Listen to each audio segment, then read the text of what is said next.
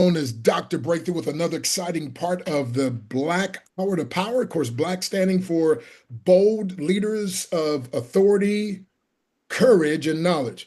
And one of our speakers, which, by the way, in my opinion, is a Black present day history maker, is going to tell us about someone who influenced his life, and that is none other than Dr. Myron Golden. Myron Golden is an amazing author, speaker, business consultant, minister of the gospel, kingdompreneur, what I call extraordinary.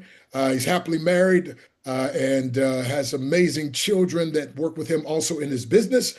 And Myron has been known to empower people to make money. He wrote a powerful book called From the Trash Man to the Cash Man and so many others. So Myron, take it away, my friend. Thank you for being with us. Wow, thanks for the opportunity to be here and to share with people. Somebody who's impacted my life. And I'm going to talk about somebody that you've probably never heard of. Now, you've probably heard of him, but the other people probably have not heard of this individual who's impacted my life maybe as much as any other Black history figure. His name is Dr. George Franklin Carver. Have you heard of him? Okay, I figured you had. See, you can't sneak anything past you. Anyway, so George Franklin Carver was the second Black graduate from Harvard Dental School. And he, in addition to that, he was made famous for his working with people with cleft palates. But the thing that impacted my life by this gentleman is he is the guy who invented the golf tee. The little piece of wood that you put in the ground and you put your golf ball on it and it makes your golf ball easier to hit. Up till that time, they used these little cups that they would fill with sand.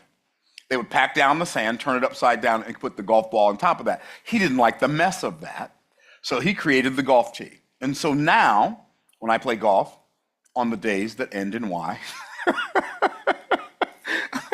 except for Saturday, when I play golf on the days that end in Y, I use golf tees when I'm hitting the ball off of the tee box. That's what they call the place where you start your golf hole. Anyway, why is that so impactful for my life? Because golf for me has been, in my life, the greatest exercise in self-mastery.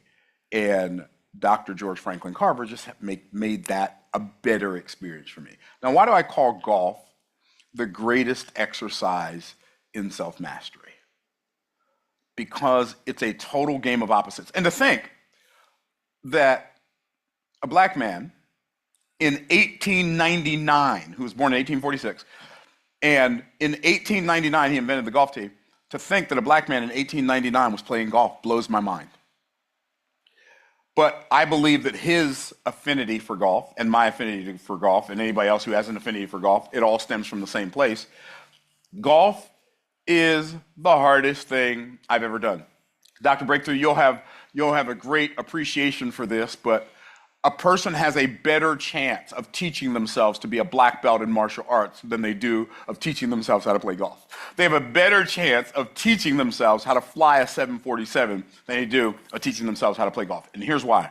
Because golf is so much like life in that it's a game of opposites. And what does that mean? That means things don't always turn out as they appear. For instance, you take something like the easy hard principle, for instance, which states that if it's easy on the front end, it's usually going to be hard on the back end. But if it's hard on the front end, it'll make your life easier on the back end. Well, golf works like that. In that, and I know this is not a lesson on golf, but I want you to be thinking of, I want those of you who are watching this right now to be thinking of a man who is growing up in a country, in a time, as a man who was undervalued as a man, and yet he graduates from the most prestigious dental school in the world and has time for recreation like golf. What could he possibly get out of that? Well, here's what he possibly got out of that. Golf is so hard, when you're focused on it, you can't think about anything else. It literally empties your mind of all things that could be potentially stressful, except for golf, right? That empties your mind of all things that could be potentially stressful. Here's what I discovered in attempting to learn how to play golf, and I'm decent at golf. In attempting to learn how to play golf, I found out that golf is a game of opposites. The golf club is angled like this, but if you wanted to go up in the air, people think you hit the ball up in the air, but what you have to do actually is hit down on the ball. It creates backspin, and the backspin creates an area of high pressure under the golf ball, low pressure above the golf ball. High pressure has to flow to low pressure, so if you want the ball to go up, you have to hit it on a downward direction.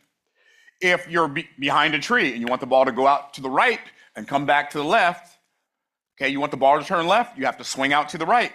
But if you want the ball to turn right, you have to swing out to the left. There are so many things in life that are like that because life is very seldom as it seems. And so for me, analyzing the problems that I get to analyze while I'm playing golf, you might play the same golf course every day, but you'll never play the same game twice. Because one day the wind's blowing in one direction, another day the wind's blowing in another direction. It's literally just like life. It's unpredictable. You can prepare for it, but you can't know what's going to happen next.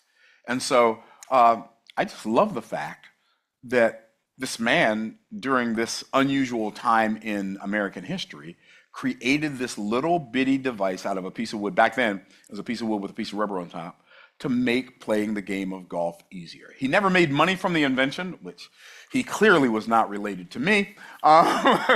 He never made a lot of money from the invention, but he is known for as being the person who created the golf tee. Golf requires a lot of concentration. Most sports that you play, if you're playing basketball, you're facing your target. Your target is in front of you. You shoot the basket. You shoot the basketball into the basket. It's in front of you. But with golf, you're looking at the ground, and your target is that way if you're right-handed, and your target is that way if you're left-handed. And it requires an unusual level of concentration because the physics that make it work are counterintuitive, just like so many other things in life. So this is the last thing I'm going to give you about how golf reminds me of life and why I'm so glad that Dr. George Franklin Carver invented a golf tee. Because if he had not invented the golf tee, we'd still be hitting drivers off of a pile of sand from a cup. It's hard enough to hit a golf ball with a driver off of a golf tee, but it makes it way better than hitting it off of dirt. So that's number one. Number two, I have the privilege of getting to connect with other people on the golf course because I usually play with friends or what I like to call useful enemies, right? I play with my son-in-law, and my daughter says, "Well, he's your friend." I said, "No, he ain't my friend. He's a useful enemy." In other words, a useful enemy is somebody that I'm willing to hang out with because it gives me an opportunity to beat up on them. Okay, and so I love golf for that reason. I get to connect with other people that are friends and useful enemies, and then we have bragging rights and trash talk and all the other stuff that goes with it. And golf would be a much worse experience today for me and literally millions of other golfers if this dentist wouldn't have invented this little device that helps us lift the ball off of the ground, high enough for us to hit it with whatever club we want to. There are long tees, there are short tees, there are medium tees, and all of that exists because this one guy said, "You know what? I don't want to play with this little dirt in a cup thing. I'm going to make a golf tee." And so now we have golf tees. Wow, wow, wow. Hey, thank you so much, man. And imagine, like you said, he didn't make a lot of money off of that invention, but a whole lot of people have been making money on that golf course. Oh, well, and a whole lot of people have been making money on golf tees. I probably spent $600 or $700 in my lifetime just for golf tees, Wow. maybe more. And so, man, that is so powerful. Romans 13:7 says, tribute therefore to whom tribute is due, custom, custom, fear to whom fear, and honor to whom honor. So we want to honor this man. Little did he know that years later, decades later, that one of the most prominent, successful business people would talk about what he created. And so, Well, folks, we just never know the legacy we're going to leave and whose life we're going to influence. So thank you again, Myron, for taking time to honor this great history maker and a little known invention based on what some people. So thank you right. again. And so, if you had to sum up what was the most inspiring thing about his life, his invention, his story? Yeah, the fact that he's an unlikely success story. Unlikely success in that um, he Hmm. graduated from Harvard Dental School. Unlikely success. He's the second black person ever to graduate from Harvard Dental School. Um, Unlikely success in that he became a doctor. Unlikely success in that he helped people who had cleft palates in the 1800s. Unlikely success from the standpoint that in his discretionary time, he had time to play a game which they call the game of kings. And um, as a black man, to play the game of kings in the late 1800s and early 1900s is quite mind blowing and absolutely inspirational. Wow. Well, thank you very much. This has been another edition with the Black Hour of Power, and none other than our speaker, Dr. Myron Golden.